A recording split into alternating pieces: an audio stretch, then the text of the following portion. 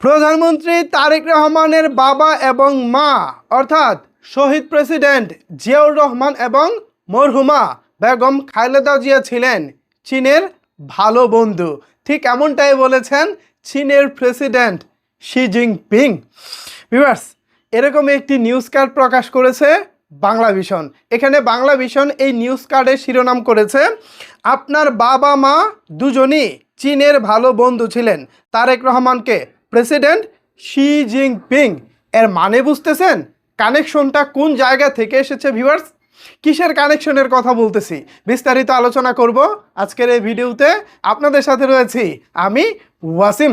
Viewers, ভিডিওটি মনোযোগ দিয়ে দেখার অনুরোধ রইল, পাশাপাশি পেজে নতুন হয়ে থাকলে পেজটি ফলো করে সাথে থাকার অনুরোধ রইল। তো চলেন এবার কিসের কানেকশনের কথা বলতেছি এই কানেকশনটা নিয়ে আলোচনা করি।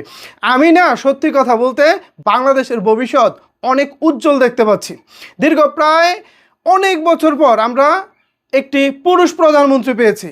আমাদের দীর্ঘদিনের আক্ষেপ ছিল আমরা কেন পুরুষ প্রধানমন্ত্রী পাই না, যিনি হাঁটবেন, যিনি হাঁটলে মনে হবে সাথে করে বাংলাদেশটা নিয়ে হাঁটতেছেন, যিনি হাঁটলে মনে হবে ইস আমাদের রাষ্ট্রনায়ক হাঁটতেছেন।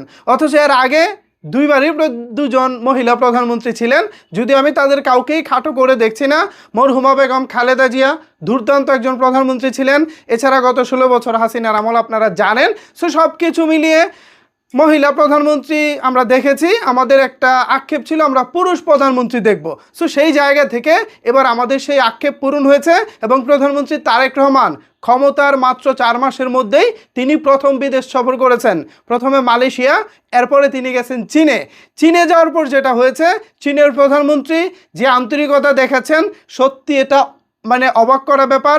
এরপর চীনের প্রেসিডেন্ট শি জিনপিং, আমাদের এই এশিয়ার মধ্যে অন্যতম ক্ষমতাধর ব্যক্তি। তিনি সবসময় আমি তাকে সাইলেন্ট মোডে দেখেছি।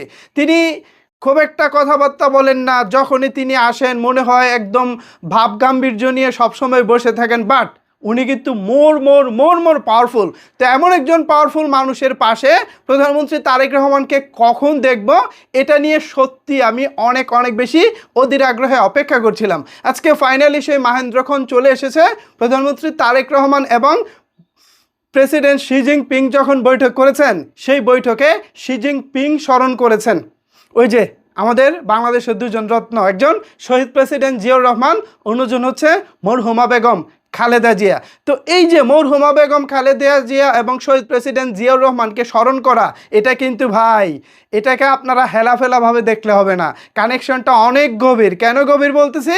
কারণ শি জিনপিং নিজের মুখে বলেছেন বেগম খালেদা জিয়া এবং শহীদ প্রেসিডেন্ট জিয়াউর রহমান ছিলেন চীনের ভালো বন্ধু।